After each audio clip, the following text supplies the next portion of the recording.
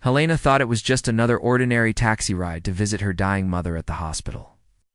She never expected the driver to know her childhood nickname, her favorite lullaby, or the scar on her knee from when she was 7. When he handed her a mysterious box at the end of the journey, saying, "Your mother couldn't tell you the truth, but I had to," Helena's world began to unravel. Inside were photographs and documents that would destroy everything she believed about her family, and reveal that the stranger behind the wheel was anything but a stranger. It was supposed to be the most heartbreaking day of Helena's life, but for all the wrong reasons. Her mother Helena was in the final stages of cancer, and the doctors had just called to say it might be her last chance to say goodbye. Helena's hands shook as she stood on the busy street corner, desperately trying to hail a taxi during rush hour. When the yellow cab finally pulled over, Helena barely looked at the driver as she climbed into the back seat. Her mind was consumed with regret. All the conversations she'd never had with her mother. All the questions she'd never asked. All the time she'd wasted being angry about the past. "St. Mary's Hospital, please," she said, her voice thick with unshed tears. "And please, hurry. It's an emergency."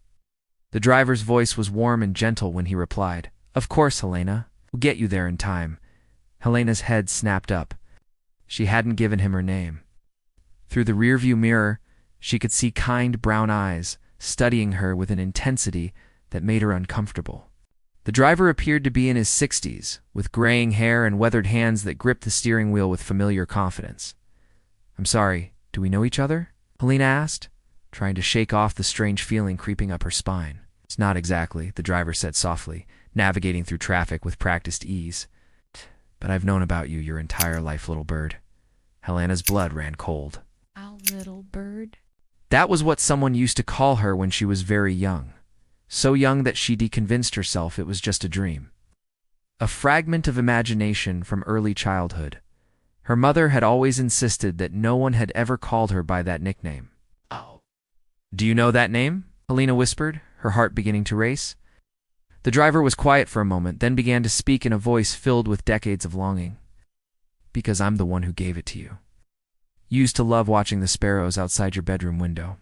You'd chirp along with them every morning, and I'd tell you that you were my little bird, learning to find her voice in this big, beautiful world." As the taxi moved through the familiar streets of Helena's childhood neighborhood, the driver began sharing memories that should have been impossible for a stranger to know. He described the yellow wallpaper in her first bedroom, the way she used to hide under the kitchen table during thunderstorms, and how she'd always insist on wearing mismatched socks because they made her feel special and different. "You fell off your bicycle when you were 7, he continued, his voice thick with emotion. "Right in front of the old bakery on Maple Street. You scraped your knee so badly, but you didn't cry. You just looked at the blood and said, 'Now, I have a story to tell.' That's when I knew you were going to be something special." Helena's hands were trembling now. These weren't just lucky guesses. These were intimate details from her earliest years. Memories so buried that even she had forgotten some of them. But as he spoke, images began flooding back. A man's voice, singing lullabies. Strong hands pushing her on a swing. Someone reading her stories about brave princesses and magical adventures. "Who are you?" she demanded, though part of her was beginning to suspect an impossible truth. "My name is Gabriel," he said quietly. "Gabriel Santos. 32 years ago, I made the biggest mistake of my life." Helena's mother had always told her that her father had died in a work accident when Helena was just 3 years old. Helena had raised her alone, always growing sad and distant whenever Helena asked about her father. There were no photos of him, no mementos, no grave to visit. "Some losses are too painful to keep reliving," Helena would say. "Your father loved you very much, but he's gone, and we have to focus on the life we have now." But Gabriel's voice as he navigated through traffic told a different story entirely. He spoke of arguments with Helena, of being young and immature and walking away when things got difficult. He talked about watching Helena from a distance over the years, at school plays, graduation ceremonies. Her first job always wanting to approach, but feeling like he'd lost the right to be her father. "Your mother remarried when you were 5, Gabriel said, glancing at Helena in the rearview mirror. "A good man who adopted you legally. Helena thought it would be better if you believed I was dead rather than knowing I was a coward who had abandoned his family." She was probably right. Helena felt like she was drowning in revelations. She remembered her stepfather, Michael, who had been kind but always felt like he was trying too hard. She remembered how her mother would sometimes stare out the window with a sadness that seemed too deep for widowhood. And she remembered dreams of a man who felt like safety and love, dreams her mother had always dismissed as just imagination. I became a taxi driver 15 years ago, Gabriel continued. It kept me moving through the city, kept me hoping that someday, somehow, fate would put you in my car. I've been praying for this moment, but I never imagined it would happen on a day like today.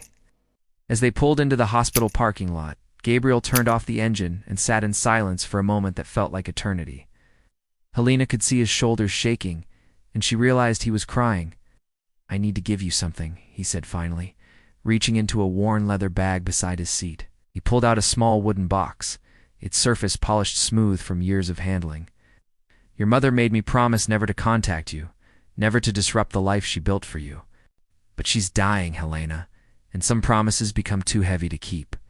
Helena's hands were shaking as she took the box. Inside, wrapped in faded tissue paper, were dozens of photographs. Pictures of a young man holding a baby girl with bright eyes and a curious smile. Photos of first steps, birthday parties, bedtime stories. At the bottom of the box was an envelope containing documents.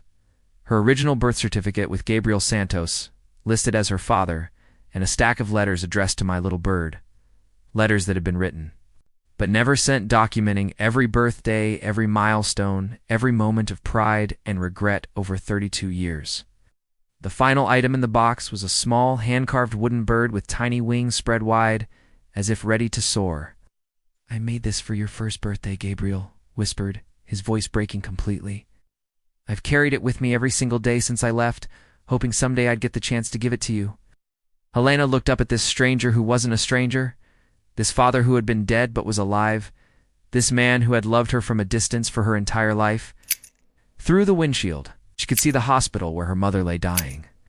The mother who had constructed an elaborate lie to protect her daughter from the pain of abandonment.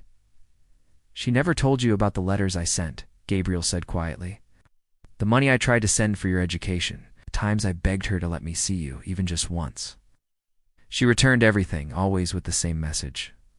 Helena has a father now. Let her be happy. The weight of all those hidden years, all those missed moments, all those parallel lives that should have intersected, settled over Helena like a crushing wave. Helena sat in the taxi for nearly an hour, holding the wooden bird and reading letters that chronicled a love that had never died. Gabriel waited patiently, not pushing, just grateful for these precious moments he'd dreamed about for 3 decades. When Helena finally looked up, her eyes were red with tears, but clear with purpose. I need to go see my mother now, she said softly, and I think you should come with me. Gabriel's eyes widened in shock. Helena, I don't think she's dying, Helena interrupted, her voice steady with newfound strength. Whatever happened between you two, whatever mistakes were made, they belong to the past. I've lived my whole life with a hole in my heart where my father should have been. I won't let her die carrying the weight of keeping us apart. The reunion between Gabriel and Helena was heartbreaking and healing in equal measure. Through tears and forgiveness, 32 years of separation began to dissolve. Helena confessed her regrets about the lies, and Gabriel spoke of the agony of loving someone he couldn't hold. Helena passed away peacefully 3 days later, with both Helena and Gabriel by her side. But in those final days, she got to see her daughter's face light up with stories from the father she'd always wondered about. And she watched Gabriel finally get to hold his little bird's hand, as she faced the most difficult goodbye of her life. At Helena's funeral, Helena kept the wooden bird in her pocket, a reminder that sometimes the most extraordinary journeys begin with the most ordinary moments, like getting into a taxi and trusting a stranger to take you where you need to go.